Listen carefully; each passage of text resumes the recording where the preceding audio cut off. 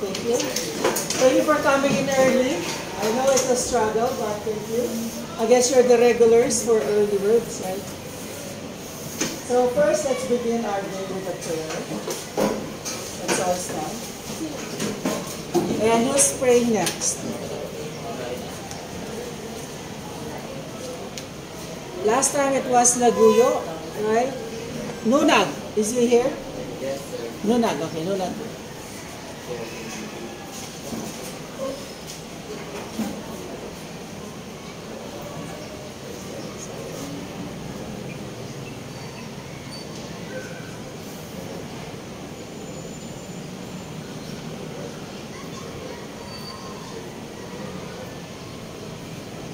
Amen.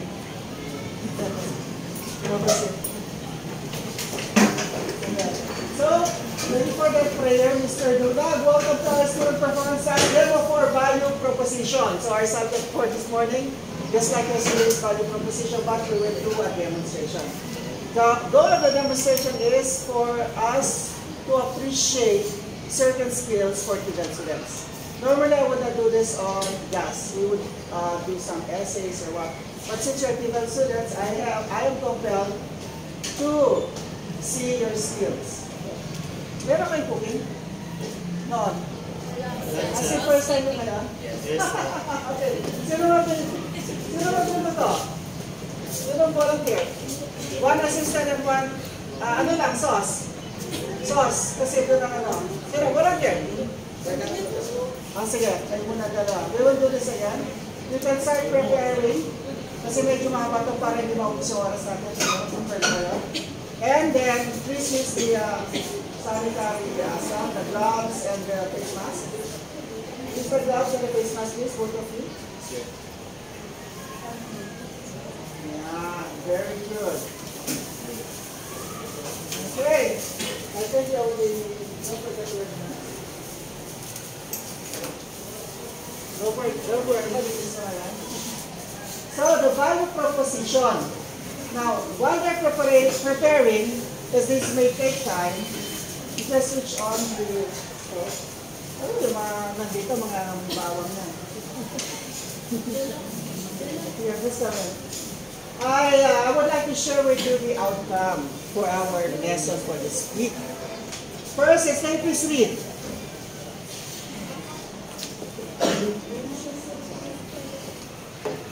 Paraino. Can you please read?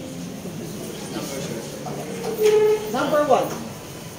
Understand the concept of unique selling proposition in USP in marketing. Okay, we're going to understand the concept of unique selling proposition in marketing. Number 2, let's call in Adeline. Explain how to determine the product's uses. Okay. And number 3, it would be, let's say, yeah, please read. Number 3. Yeah.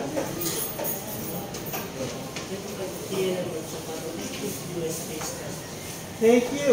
So explain how to determine the product's USP. That's what we're going to do. Then we're going to evaluate their USP using this form. Okay? Can you kindly distribute this? Yeah. Yes, go ahead.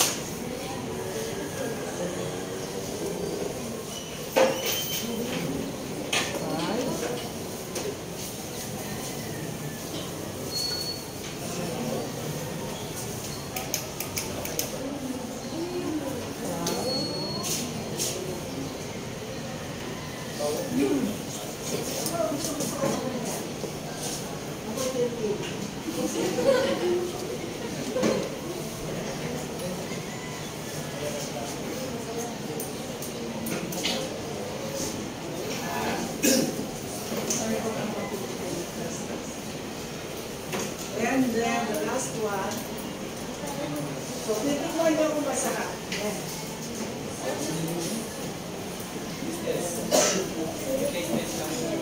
Ay, mura ka yung banking utensils. Huwag ka may natataya mo. Wala pa nagkahisipan ko, sabi ko. Okay. Sir, pati-pati ka na. Ganun mo lang. Ninja style, kamay niyo yung mantika. Alright, let's review. While they're cooking, let's review.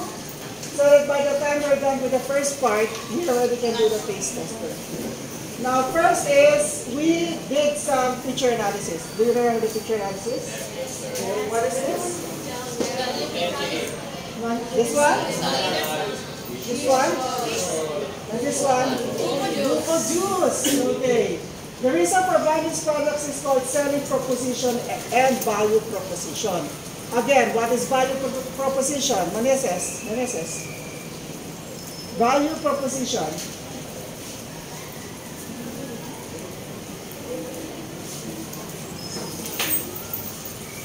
Bulagaan.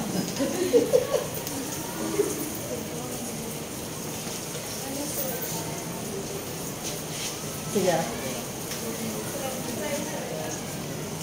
Ano sir,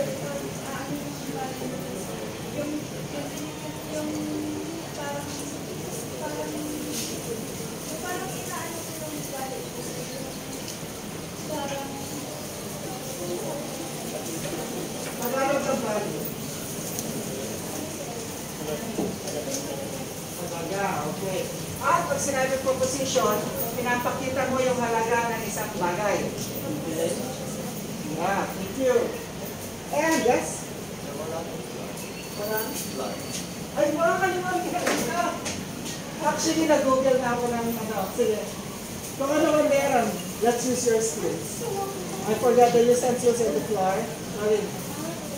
Ako gusto pa naman nag-check yan. Flour, sabi ko. Flour, nakalimutan ko. Sige. So that's value proposition, class. Now, the ability for a person to what? Promote the value or kahalagahan ng kanyang binibenta. Remember, our focus is our business plan. Parang ito. Okay, to understand further, let's go here.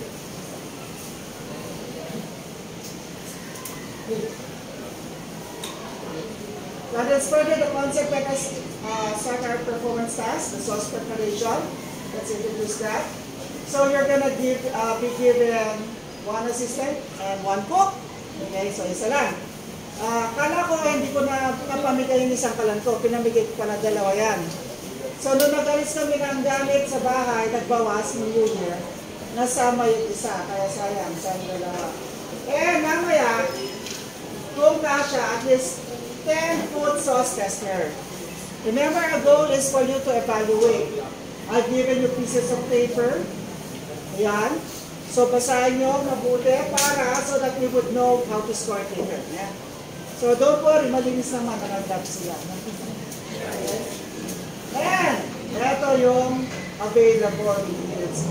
Sa bagay, I apologize for the utensils and for the flour. Kasi, at least dyan makikita natin yung skills. Pero I was surprised, first time yung mag-cook pala. Akala ko may cooking kayo. So, anong part ng PBL kayo? housekeeping. Ay, dapat pala kama yung dinala ko dito. Oo, next time na. Dead set up. Yeah. Okay, sayang. Mas easy yung tanungan. Isang, okay. Gawin kong kama yan. Okay. Anyway, we'll give them only 15 minutes to complete the task kasi we're time constraint and 10 minutes to taste. So, mamaya susubukan kayo ng mga cook natin. Filter yung suka, kekon sauce ka, tapos subukan.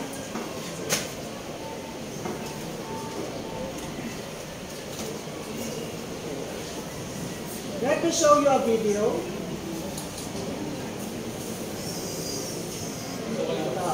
Naalala niyo yung value proposition kwento ko? That's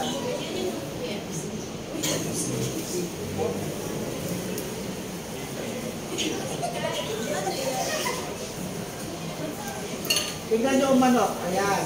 Yung manok ng KFC, kung kumain kami. Baliktad mo, Jota. Ayan, babaliktad niya. Tingnan mo, walang balat. Ay, kabayo.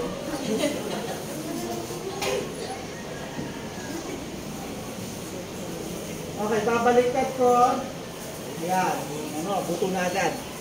Akalain mo, restaurant, magpapakain ng buto sa tao. Samantalang KFC yan. So, nakapost yan sa IG, KFC, makakala ko yung buto ng KFC. Makakala niya dito sa kanto niya. So, nung ginaliktad ko, ito na yung buto. Ito yung laman niya. Ayan. Ayan. Kaagad na siya buto. Ayun ang buto. Pag binaliktad ko, tignan nyo, ang sobrang nipis. Oh. Ayan. Oh.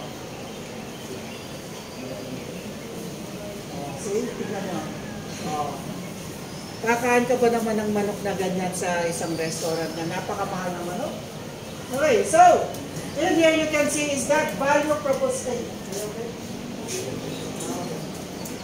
In this video class, you can see the value proposition of KFC. Nyamanan, baka para siya. What, alaka ko ng dalawa.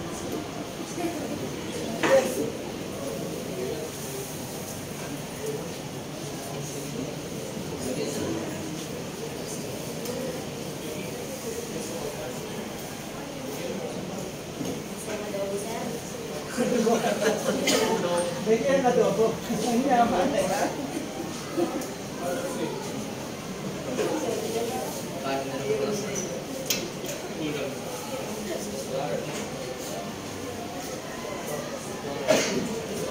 Is it ready?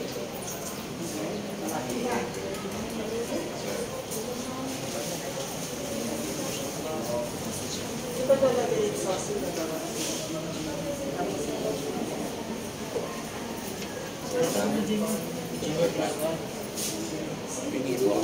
Dalawa.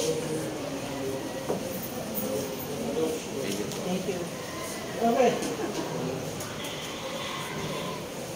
Can you please read? Kaparas. Unity selling proposition. USP is a marketing strategy that focuses on a product's special Future. feature, one that is not carried by any other product or on special offerings. Bonuses and promos to entice customer interest and attention. Okay.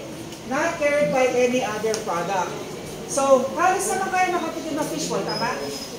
Okay. At halos kayo nakatikim ng sauce. So, malalaman natin kung the best sauce in the universe. The learner in order to become an entrepreneur must learn how to manifest the idea of selling proposition. So that's what we're doing right now. The idea, the value. So, siyempre, depende yan. Di ba, usually pag nagluluto ka, depende yan sa naluto ni nanay. So, paglaki mo, nakakaroon ka ng unique taste sa food. And in the end, when you cook your food yourself, you're gonna manifest the things that you tasted when you were young. And that's what makes one business apart from another. Okay, the taste, especially if you're putting up a restaurant, selling a product. Actually, by learning this craft, you can sell sauce. Yun ang pinakamadaling ibenta. Like sa mga klase mo, meron akong student noon, nagbibenta siya suka. Suka. Siyang gumawa, nanay niya, tapos nagbibenta siya ng suka sa mga teachers. Why not? If it has that distinct taste, why not? It may sell. So, USP and sales. Okay, can you please read? So, is here. Yes. Rodriguez, nandito? Wala? Kasi wala siya subject sa isa. Wala akong subject sa akin. Sino yan? Si Jester, ikaw? Yes, welcome to my class. Please come in, have a seat. Okay, Narciso, nandito na? Yes, sir. Can you please read? Sympathize with your customer needs. Okay, when you sympathize with your customer needs, can you please read this?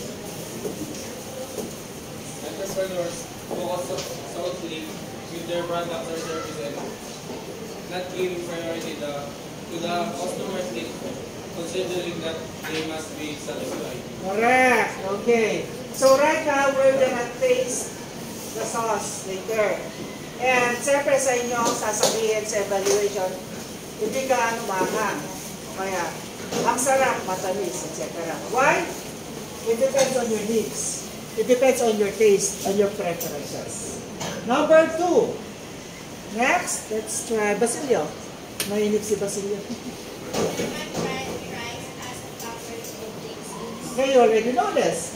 Can you please read the explanation? Entrepreneurs must be aware of the flavors, price, so as to adjust to the cost of product factors to maintain value. Thank you. Okay. So this means that price will depend on competition. Hindi pwede mataas masyado ang price o mababa. And, siyempre, kinocompute natin yung cost. Okay? Parang yung presyo ng ating product sa business plan. Hindi lang tayo nagpa-presyo noon, baka malulugi tayo. Naalala ko tuloy, noong nag-compute ako ng business plan ko. Pakita ko lang.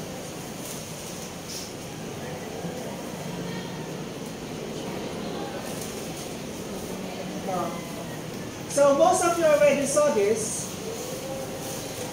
Ito yung simple financial statement ng business plan ko. Ito yung expense ko. Okay.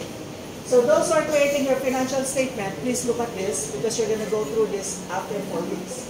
At nakikita nyo, consider ko electricity, tapos yung time frame, 20 days. Kasi doon lang ako open. Sunday to Thursday. Tapos magpapasahod ako ng 4 na tao. Tapos yung depreciation ng aking gamit. Kasi kailangan yon. Kasi maluluma yun as time goes by at kailangan ng repairs. So ang total, yun, pag may nagkasakit, dinagay ko lang kunwari HMO. Pag may nagkasakit sa mga tauhan ko, like inubo, etc., siyempre, nagbi-business ka, kailangan masustain yun. So when you create your business plan, don't forget to add the expenses. And then, ang total nito ay 1, 8, 9, 10, 1,200. Imagine. For 20 days, I will be spending 10,200. Kaya nga pag gagawa kayo ng business plan, huwag yung isipin na ito yung kita ko. Kasi susubtract nyo pa yan. So, ang total kita ko for 20 days, 70 customers, ay 17,000. Less 10,200 is 6,800. Projected net profit yan. Kasi meron siyang constant variable, 70 customers. Ngayon, siyempre, depende sa araw-araw na buhay. So, titignan natin dito. Halimbawa, day 1. Okay, this is just an example, additional learning for the lesson. Pwede yung dumating. 1,000 pesos yung kita ko. Less expense, 510. Paano ko ginawa to? Yung total expense, 5,200 divided by 20. Para makita ko yung daily. At ang kita ko sa araw na yun, 490. Pwede. What if, ang kita ko lang, ang kita ko lang ay, hindi ko nalagay yung 10 pesos. Kung ang pumunta lang ay 10 persons, ang kita ko ay how much? 500. Tama? Kasi, divided by 2, 1,500. Eh, yung expense ko 500 yan. Magkano yung lugi ko sa araw na yan? 10 pesos. See? So that's why it's important when you create your business plan, ay don't forget to add this. Kasi pag nakita ko, kumikita ako. Tapos tatanong ko, masas ng kuryente. Ano ba yung mga gamit mo? Ano ba ang ginasip pambili? Etc. Doon natin makikita kung talagang viable yung business. Remember, first you create feasibility plan. You're gonna check the options. Pero because of those variables, hindi mo alam kung kikita. Like ako, projection ko lang 17. E maalam mo, sobrang tabad na yung mga tao nag-exercise ngayon, isa lang. So, lugi-lugi ako. 50 pesos minus 510. Magkano yun? Lugi-lugi. Diba? So, don't forget to check those information when you're creating your business plan. Okay, so that's pricing. Yan, pricing. Next, can you please read? Let's see here. Cardio. Ay, magkapatid. Magkapatid. Consider what will raise your cost. Okay, what is that? Study the customer demographic, such as age, gender, and income and geographic location, which most businesses collect to analyze their sales. The data collected can be used as information. Okay. So, consider what motivates your demographics. Like for this one, what motivates you today is breakfast. Diba? Kasi nga umaga. Tapos yun, nag-cook tayo. So, you're gonna taste it and then you're gonna find out if it satisfies your taste. Number 4, express by reason why customers are buying the product. Can you please read?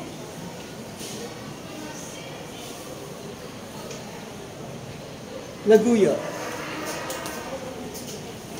You will be able to ask your best source of information your best. You will be surprised how honest people are when you ask how you can improve your service. True. Okay. What is another word for this? Yung hinahawakan niya, ang tawag dyan? Wala na kanya, mate, di ba? Ano tawag sa hawak niyo? Survey. Ano pa? Another word for that? Feedback. Very good. Okay. Thank you. Feedback. Okay. You have to know what people think. That's very important. In identifying the value of your product, when you sell it, ask them, is it good? Masarap ba na? Alala ko nung kumain kami sa resto last weekend. So, nahiya pa naman ako kumain kasi nag-libre yung kapatid ko. Sabi niya, sige, tanong order mo. Sige, sabi ko naman. Kasi kapatid kong bunsong babae, pero panganay siya sa babae sa aming magkakapatid. Namatay yung father-in-law niya, so umuwi siya sa Pilipinas. One day lang, split. Umuwi siya ng Friday, nakilamay, aalis ng Sabado, tinawag ka, punta kayo ng Manila, sabi. So pumunta kami agad ng Manila ako at yung isa kong kapatid na nandito rin. At doon kumain ka rin. After nag-order, sabi ko, tingnan ko nga yung bill mo. Ayoko nga. Sige na, sabi ko. So it reached 15,000 yung isang meal namin. Kasi nga, yung restaurant na kinain namin sa Eastwood, mahal doon. Tapos sabi ko, after that, ang unang tinanong ng waiter, masarap ba? Tama nga naman, kasi kung ako, hindi ako kakain doon eh. Ang mahal. Pero that's one strategy for you to go back. Masarap ba yung kinain niyo, sir? Ma'am, anong nagustuhan niyo sa isda? Nag-order siya ng isda, ganong kalaki. No? I think that is 2,000. Tapos, nasa yung tilapia. Bayan ka? At ang sabi ko, let's eliminate na. Nasa yung tilapia. Problema yan na malagad ang mga pero the thing that I want to point out here is what? Feedback. Okay? So what if sinabi ko, hindi masarap? Diba? Anong mangyayari? Like, parang walang kwenta yung restaurant na yun. Yung price na binayaran mo ay hindi masarap. It's not worth it. That is why what you're gonna do when you find out a negative feedback. Like mamaya, sinabi mo sa oy, okay na sa mundo. May feedback mamaya sa kanila. Okay. Sinabi nyo masyado yung mamparas. Eh ako Koreano. Yung mga Koreano, naalala ko tuloy yung noodles na kinain ko. Ano pala yun? Canton. So nag-vlog pa naman ako. Pandemic yun. Binagyan ko ng sabaw. Tapos akala ko noodles, Canton pala na. Tapos may nag-chat. Uy sir, ano mga yan? Canton yan, di ba may noodles? Mali-mali ako, first time kong mga noodles sa Korea. Okay. Feedback is very important. Now I learned. Diba? Kung wala magsasabi, ano? Matututo ka? Hindi. Okay? Unique personalities in your industry's leverage. Let's go deep into this. Can you please read? Brato? Is here? Okay. It may seem strange to assess an industry on the basis of personality, but hear me out. Certain industries carry an undeserved reputation that distort how outsiders view them, often for the worse. So, sino ang nakikita na pag uminom ka ng kape ng Starbucks, when you drink coffee in Starbucks, what do you perceive? Or pag ang isang klase nakita nyo doon, anong pananaw nyo o kaya comment nyo doon? Siyempre parang, wow, social. Diba? That's perception. Okay? What if ako, nakikita nyo, favorite ko pa naman yung goto, no? Kahit saan may goto, mag-stop ako mga po. Ano naman? Alam mo bakit gusto mong kumain sa goto sa Carretera, lalo sa sentro? Kasi meron kang chance na magkaroon ng anti calamansi. Na gusto ko maraming calamansi. Saka anong tawag doon? Yung konti ng chili fish, yung garlic yun. Kaya paminsan amoy garlic ako, normal lang yun sa akin. Okay, kasi yun, ano tawag doon? Ang pananaw ko doon sa mga ganun lutuan masarap. Personal. Pero mga pa na sir, mga kanyang kaluluya. Hindi kanyaman ito, yan ang pinakamagandang business na daw. Seller must consider every transaction chance to reach out to what their customers delight, not just satisfaction. Why? These are two different things. Delight and not only satisfaction. Ano kaya ito? Delight and only not satisfaction. Tawagan natin yung lagi maaga, si Agustin. Okay. Nakamulala ka po. Please kami. Customer delight and satisfaction.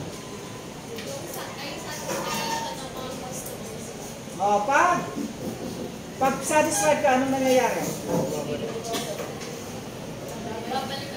Okay, babalikan mo. Pag satisfied ka, babalikan mo. Pero, hindi ka lang satisfied, napasaya ka ng tao. Balik-balikan mo. Parang yung girlfriend mo, no boys. Napasaya ka, napatawa ka pa. Hindi mo nilakwan ka. Diba girls? Ganun yung boyfriend mo, malami. Delightful niya, satisfaction. Okay, and last one is develop personal involvement. Ano to? Let's see. It means that, based on our studies, when you develop personal involvement, you use the product itself. So sa kanila, hindi lang nila sasabihin ng masarap ito. Tikman nila. Makikita mo sa itsura na masarap. I can imagine pag kumakain ka sa pagkain, naalala ko si Mrs. Si Mrs., pag nagluto siya, ang ino-observe niya yung reaction ng mukha namin. Sa table kasi may salamin. pag halimbawa kumakain kami tahimik, manyaman. Kasi hindi ko lang napansin niya yun. Pero pag kumakain kami, ganun pala kami kumakain boys no, sa bahay. Ganun. Manyaman. Hindi ko alam kung na-observe ng nanay niyo yung kapatid niyo pag kumakain. Pero kaya pag tahimik kami, pag napansin namin na nagre-react na siya, para yung malungkot. Para yung malungkot. So personal taste or personal involvement. Ganun na. So mamaya, tignan natin yung reaction niyo. Gusto itong reaction lang. So any questions so far? Okay, good. Entrepreneurs, ay malapit na matapos. Must be aware of competitors' price so to adjust to the cost. Bakit bumalik ito lang? Yun. Okay, malapit lang. Okay na? Lutuin nyo rin kung kasya para matikman nila lahat. Balik lang ako, bibili sana akong pandesal pala maging ng fish po. Pwede. Okay, tingnan natin mga next halimbawa. Observe. USP tayo, class. Okay, the goal for today is USP. What is this? Speakers. Okay, tingnan natin yung nagbebenta nito. Baka kamag-anak yun, no? Huwag niyong i-bash. Si Monique Mendoza Ponce sa Palibutan Online Market. So mag-localize muna tayo. Ano sabi niya? Pinakamalakas. Wala naman, may teka. Pinakamalakas. Ano ba? Malaki. Nakakatakot yung word na yan, no? Meron bang? 22,800 watts. Free Wireless microphone. On-hand bodega price. location is mainly sa mga production ng citizen. City. Thank you. Okay. USP niya, ano? Malakas daw. Hindi lang basta ordinary speaker.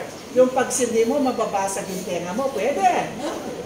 Pinakamalaki. Ano yan? 6-footer. Ano yan? Ano kayo ibig sabihin ng pinakamalaki? Pero, bentahin niya to. Di ba? Tama? At, 3 wireless speaker. Ang pinakamaganda, on-hand.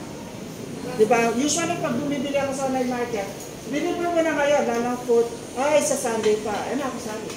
Kasi idit kayo, maranap na ako. Okay? So, these are what? USP. Selling points. Why? For them to purchase, for you to purchase this. Isa pa. Ano to? Table. Sino kayo nangangailangan ng table para matouch this? Pero tignan natin paano niya i-position. Ay, sorry. Ito na naman, 6%. Sizes. Tama? 6 feet. On-hand bodega. Ano siya? Mabenta? Parang malabo.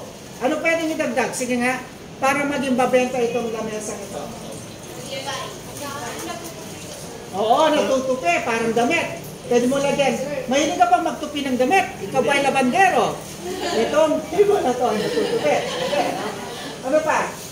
Pwede siyang dalhin kahit saan. Ay, oo, tama. Kasi nga, meron siyang parang bag. Namigitan na, may ganyan. Pwede mong dalhin parang touchy case. Tama. Handy. Okay. Ano pa? One more. Hindi nga gaya doon. Hindi nga sabi kong matibay. Diba? Ito, pwede mong tumalon. Sana hindi naman. Matibay ito kahit upuan ng nanay mo. Ganun, parang ganun. So, kulang siya ng USP. Siguro mapagalero ko yung Monique kasi kita mong muna na masikan niya. Pares kayo yung rugo, sabi niya, alam sa aligyan niya. Okay, how to write a selling proposition? Just like our Miss Monique Mendoza Ponce, ay, kamag-anak ni Ponce. Nani ba to? Hindi. Kasi tutulungan mong gagawa nito, di ba? Kasi ito number 2, palakasin mo. Aminan mo. Yok mo. Okay, how to write a proposition. Ngayon ito. Mahalaga to. Mahalaga to kasi kayo ay gagawa nito sa business plan mo. Saan ito makikita? Okay, let's go to the business plan.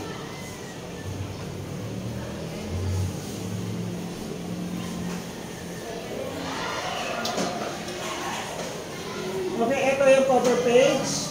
Kung maalala nyo. Ito yung vision statement. Meron pa akong picture dyan. Okay na.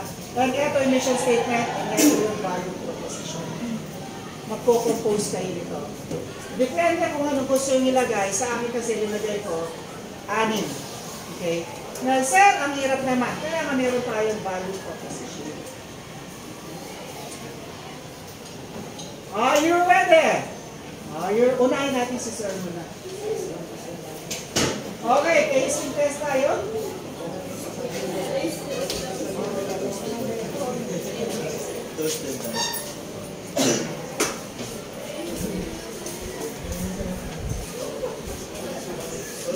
Hoy, ayaw matay sir ka na. Wata mo na yun ka na. Ano yata buring sir kay bawang. Mamoy eh. Mamoy. Yan na.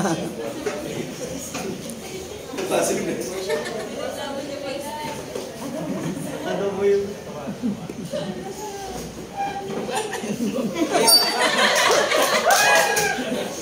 Nawala yun so.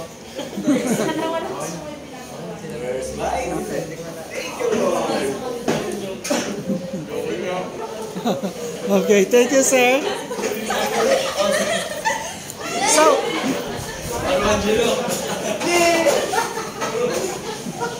okay, doon pa lang makita mo na. Okay, let's do some observation kay sir. Parang sinisis na. So, feeling ko sa feedback ni sir, yung sauce, yung consistency ng sauce, hindi siya malapot. I don't know, magkikita natin. Tapos baka sobrang angha. Ayan. Ayun. Wala rin naging sa sauce kasi Okay. Thank you, sir, for your feedback. Okay, so, you're next. Don't forget your feedback. Okay. Let's go back to the lesson. Ayan. Okay, how to write a USP. Our goal. Excited na kayo na? Okay, can you please read? Do that.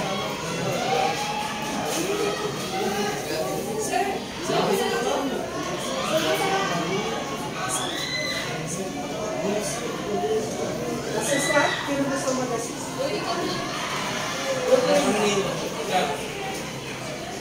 Para ubusin natin to. Para ay gawa sauce. attend ako sa kanila.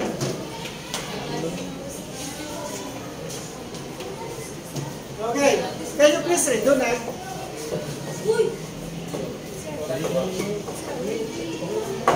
Basahin mo lang. Ay, Marina yan. O Campo, can you please read? Tapos,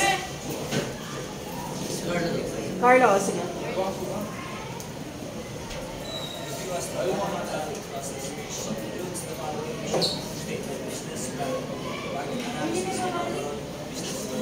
Okay. In other words, bago kayo makakagawa ng value proposition task, anong dapat kong malaman? Yung direction ng inyong business. Hindi nyo mabubuo yan kung wala pa kayong goals. Anong bebenta ko? Magkano ang gusto ko? Kasi doon, sa value proposition nyo, ko-convince mo yung customer mo sa product. Number 2, let's read. Villaluz, nandito? Ay, si Villaluz. Clearly identify the target audience problem and explain how the product or service solves that problem. Okay. Clearly identify target audience problem. The need. Don't forget, the need. Kailangan, huwag kayong magbenta na walang bibili. Ayun ang mahirap doon. Number 3, can you please read? Boys naman. Sinong nandito? Makaraeg. Also identify what is the solution to the customer's problem that is different or better than the solution that the combination offers. Once in a identity will be one of the primary why the customers choose the company instead of. Okay. So, what is it? Hindi lang basta negosyo. Ang gagawin nyo ay what? Mas better sa negosyo ng iba. Okay. Last activity.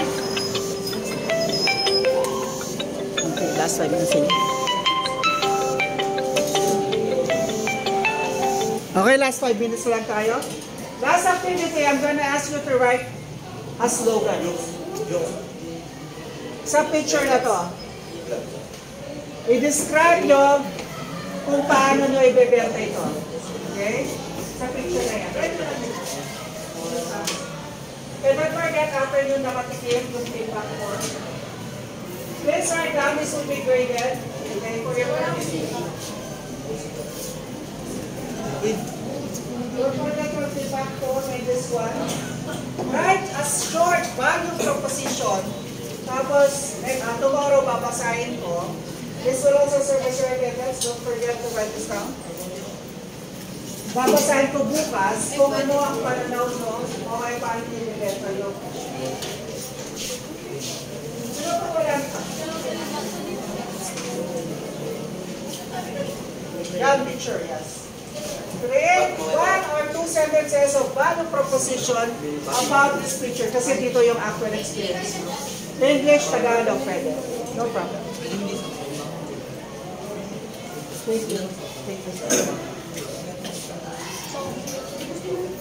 Okay.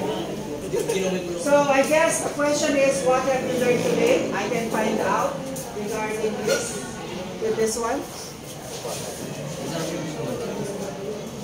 Do you have any questions with the lesson class? Questions? Okay. Oh, may tanong dito. Habang gumagawa kayo, mamaya na. Paano mo mako-convince akong bibili ako dyan? True slogan. Tagalog English.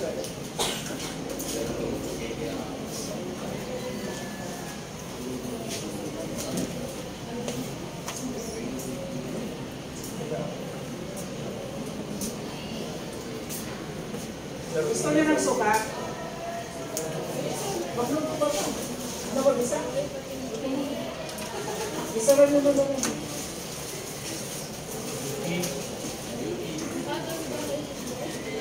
Kapag ito yung sauce nyo? Wala kayo yung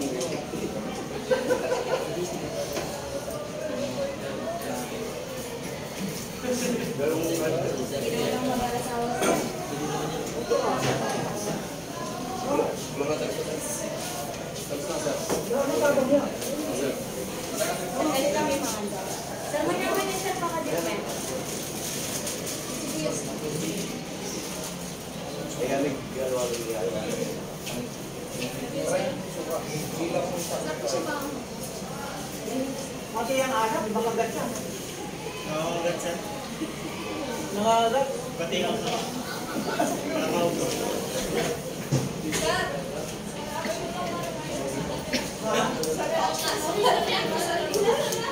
Masarap ka.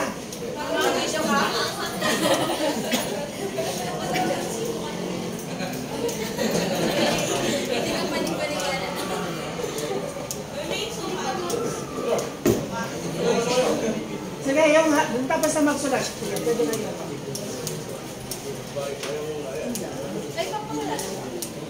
Hindi na. Babasahin natin bukas. Okay. Yung pangalan. Yung backboard, pangalan. Hindi naman nila alam. Nare-report ko kasi yan. Please answer, re-report ko yan. Sir, yung paano namin higay ang Value proposition. The feedback is formative, not recorded, pero yung slogan recorded. Okay. First feedback, ang ating po. Sir, magiging yung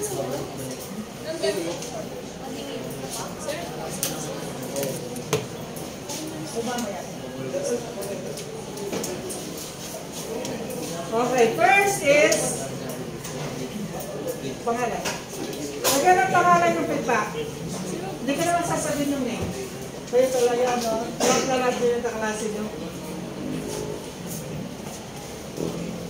Ay, okay, Jota Mouse Baby. So, first class, Katsayan and Tamaguchi.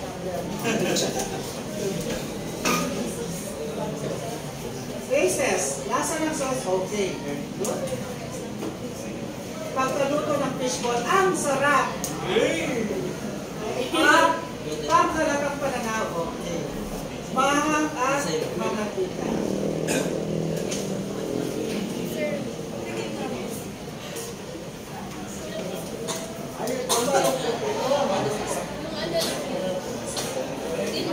Lasa ng sauce, pwede na. Pagkaluto ng fishball, pwede na. Pangkalakang pananaw, pwede na. I like the sauce, wow, English. Because it is spicy and sa fishball, medyo crispy. Pwede na. Oh.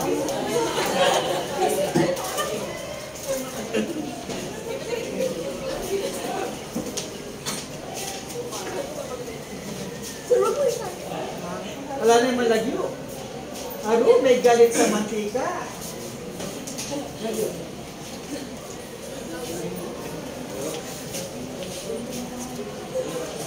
I hate oil. So, pag ang boyfriend mo, mamantikay mo pa, no?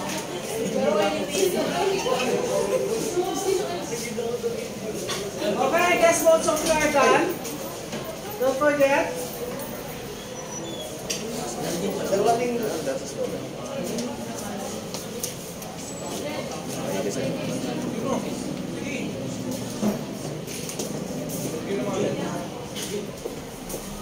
Sabi ko mo naman yung buwasan. Buwasan.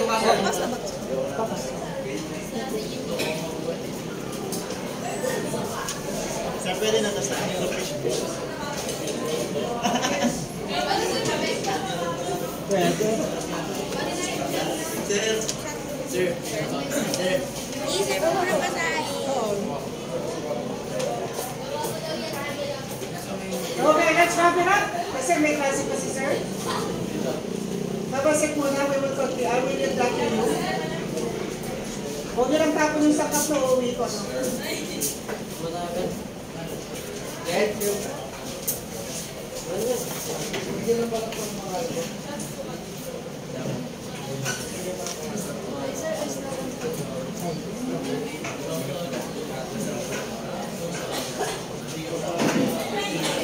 Sige, lutuin mo lang. Lulu, habang inuluto na, wrap up na natin. Dapat 2 kilo yung binili ko, no? Kasi mura lang siya. 50 pesos lang yung isang month. Pero nung bata ako, siguro 15 pesos lang isang kilo. Siyempre tumanda na siya. Pero in fairness, masarap yung fishball niya. No? Kasi natin pa natin pagka-fishball, hindi masarap. Siya, masang isla talaga. At ang fish.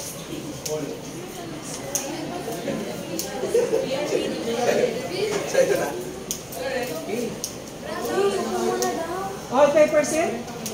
Let's wrap it up. Please pass your papers.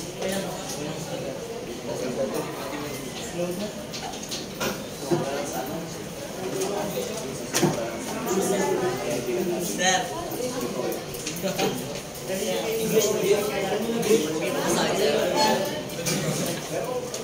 Mura-mura, paray na. Diyan ka lang ko sir, ano? Kailangan ko mag-front sir. Hindi, based dun sa slogan.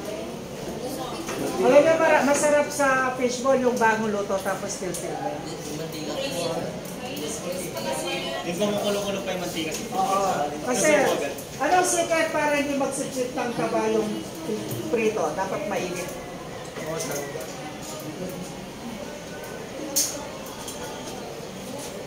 May ngalan pa. Sir, can next class na? Aro, tara, magturo ng crisis. Okay. So, are you done with writing? Let's wrap it up. Then we're gonna clean up.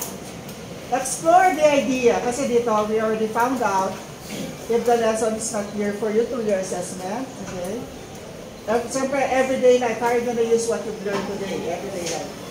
How can you use USP sa araw-araw mong buhay? Try ko nga isa. Para ino. Ito ba ay mahalagang magamit sa buhay mo ang kaalaman ng USP? Yes. Bakit? Paano mo nasabi?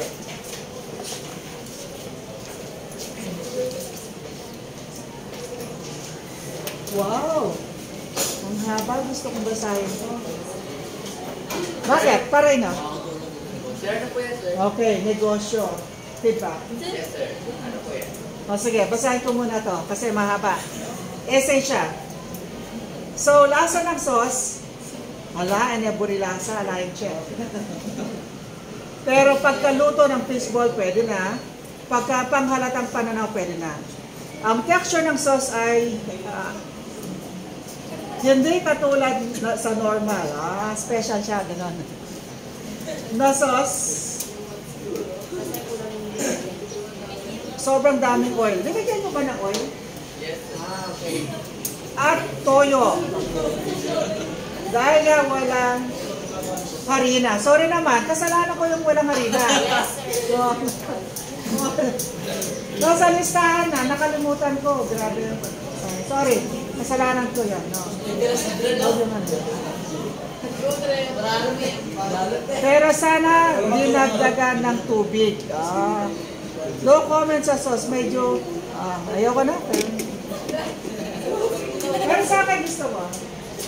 Dahil siguro mataas yung presyon ko, mahilig ko sa taba.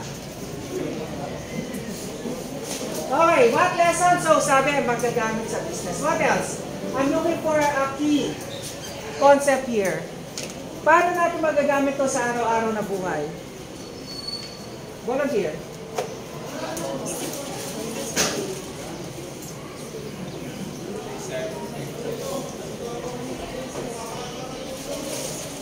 Kayo ba ay buhay? Yun ang tanong.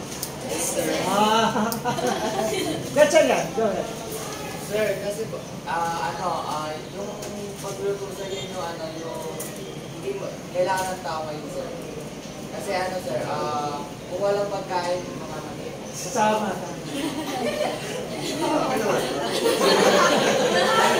Todo nga naman. Yung mga pagkain, sir, nakakapag-satisfied siya sa cravings ng mga tao. Tama. So that's the need. Tama. There's a need, satisfy your cravings. Okay. Do you have any questions for the regarding lesson? Okay. Did you find the lesson, especially the cooking, interesting? Yes! Wow, very cool. Favorite ko fishball.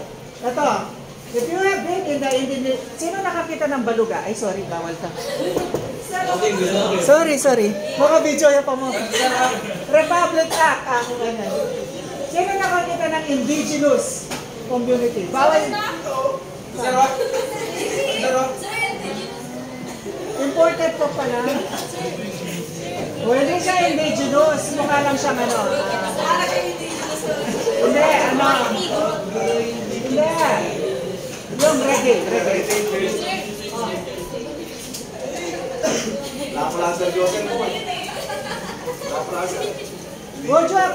Would they appreciate fishball? Indigenous community? Yes. Palagay mo? Yes, no. Yes. Yes, tapos no. Yes, bakit? Siyempre, sir, affordable po siya. Affordable. Street food, sir. Nasa Street food. timeline. Okay. Mura. Okay. So you're over the cost and economic value. Bakit to? Yes. Bakit to? Ako, no. Sige. Bakit? Sige mo na. Sige, no. Kasi minsan may dumaan na indigenous family sa bahay. Pinakain ko ng sardinas. Wala ka kondi. So, gusto talaga, pakanan mo na lang. Ay, sir, kasi sir, parang diba yung mga indigenous people nakadala sa hindi nila na-appreciate yung mga pagkain ng isda, sir. Yung parang yung like, sir, gawa niya parang hindi nila na-appreciate. Ay, isda sa bundok, tama. Okay? And most likely, baka gusto nila yung vegetables or something that's unprocessed. Okay, kasi, okay. For tomorrow's lesson, to end our discussion, read the lecture about target market. Yun ang next time. And don't forget to check our page for the poster, kasi may deadline na poster. Okay. And rubrics and the deadline. Nasa page din yun para gawin natin. This will happen within the week. Okay? And that's a wrap. Do you have any questions? Yes, sir.